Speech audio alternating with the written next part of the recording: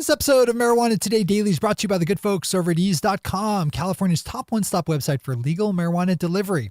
Fire up ease.com to get your order in, assuming you live in a part of California where delivery is allowed and that it's during legal delivery hours. Today's special deal gets you 20% off a selection of universal vapor cartridges on orders $50 and up. Ease has a great rotating set of daily deals, which you can always check out at their website at ease.com, where you can also browse their wide variety of legal California marijuana products, all of which are available for delivery in less than an hour. Make the most of these last few remaining days of summer by letting Ease bring the dispensary to you. Ease only works with the top shops in their active areas, so you know you're in for a great customer experience. One more time, that's ease.com, which is spelled E-A-Z-E. Good morning, Marijuana Nation. It's Thursday, September 13th, 2018, and you're tuned in to episode 570 of Marijuana Today Daily. I'm your host, Shay Gunther, and I'll be walking you through today's marijuana news and headlines.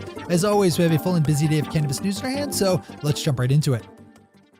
Our top story today starts us off in the Big Apple, where yesterday Manhattan District Attorney Cyrus Vance Jr. announced that his office was dropping more than 3,000 open marijuana-related cases, with some dating all the way back to 1978.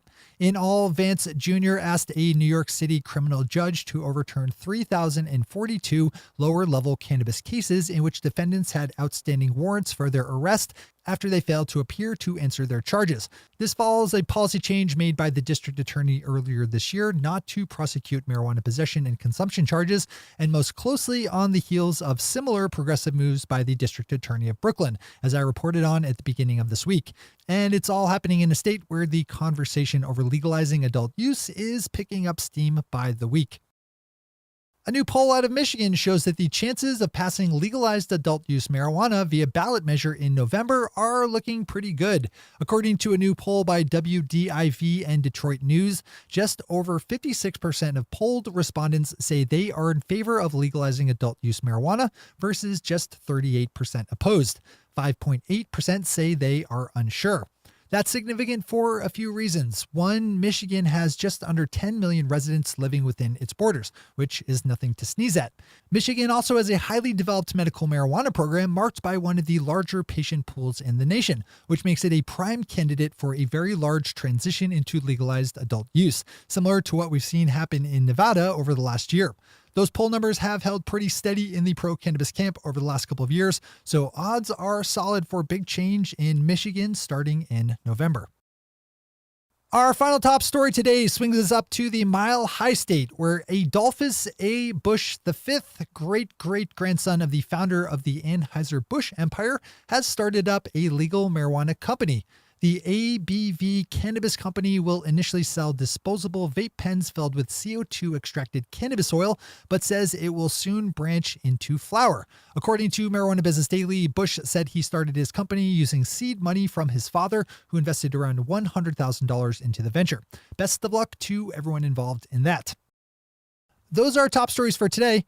It's time for Marijuana Today Daily Headlines Blitz. Before we blitz out on headlines, let's quickly thank our sponsor, Ease.com, California's top one-stop website for legal marijuana delivery. Ease makes it easier than ever to get legal California marijuana products that are exactly what they purport to be.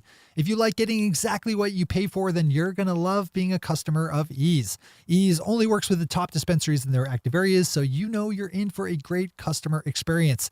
And then when you wait the less than 60 minutes that it takes for a delivery order to show up to your house, you can just open up ease.com/home to read all the valuable bits of industry insight and analysis that Ease has put together using smart polling and their properly aggregated and anonymized sales data stream.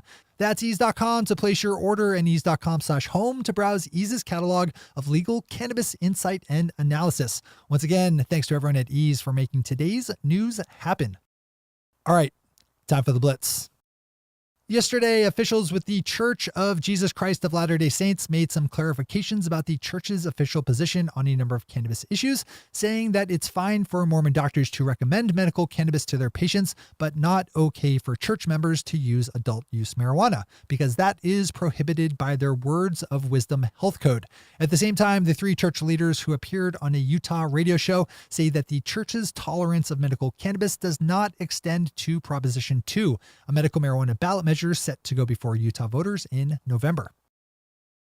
A new projection from marijuana research company the Brightfield Group estimates that the hemp CBD industry will grow to be as large as $22 billion by 2022, with next year's mark to land somewhere around $5.7 billion. The biggest contributing factor for that large rise, besides the huge market demand, will be the lifting of federal prohibition on industrial hemp, something that could happen this current congressional session, as we've reported on a number of times this summer. KDVR has a wonderful story up about the positive impacts of a new policy change in Colorado over how young registered medical marijuana patients can use their cannabis during school hours. Last year, youthful medical patients would have had to leave school grounds if they wanted to take their medical cannabis, but after a change was pushed through the state legislature, they can now take those doses in school, just as long as the school district opts in to allow it and a teacher or nurse volunteers to administer it. That has made things much easier for at least one Colorado fourth grader who was nicely profiled in KDVR's story, which I'd suggest you read in full. Financial Post takes a look at Canada's booming cannabis public stock market and some of the underlying numbers driving the sharp growth in stock prices over the last few months, with some licensed Canadian firms seeing their stock price leap more than 300% over just the last few weeks. There's some justifiable concern within the industry that those prices could be getting ahead of themselves, with traditional metrics used in evaluating public companies like their price-to-earnings ratio being thrown right out the window. As a rather large hurricane is barreling down on the east coast of the United States today, Marijuana Business Daily checks in with Puerto Rico's medical marijuana industry to see how it's fared in the year since the island territory was slammed first by two large hurricanes and then again by the Trump administration's criminally inept response. As Bart Shainman has it, Puerto Rico's medical marijuana industry is starting to see some stability in its patient population and product availability and pricing.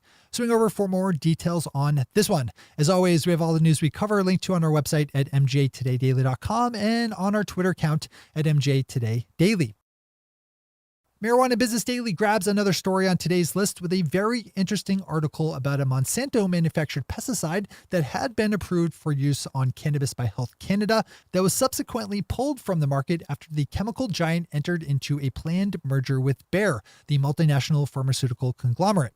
A Bayer spokesperson was asked about their plans for cannabis business and said they would be keeping out, quote, until we fully understand the market and the relevant regulatory environment, unquote.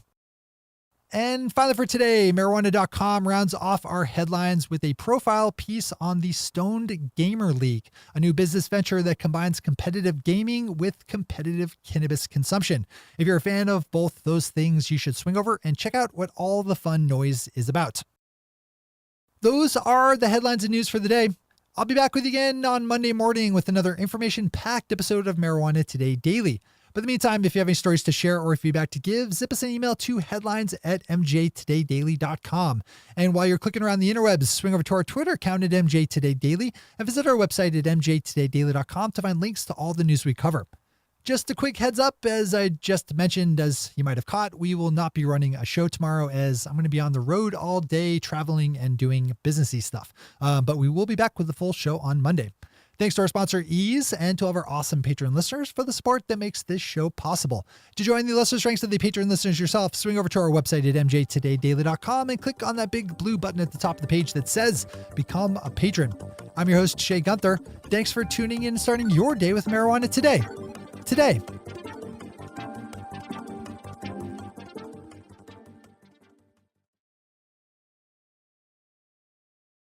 One take, Shay. One take.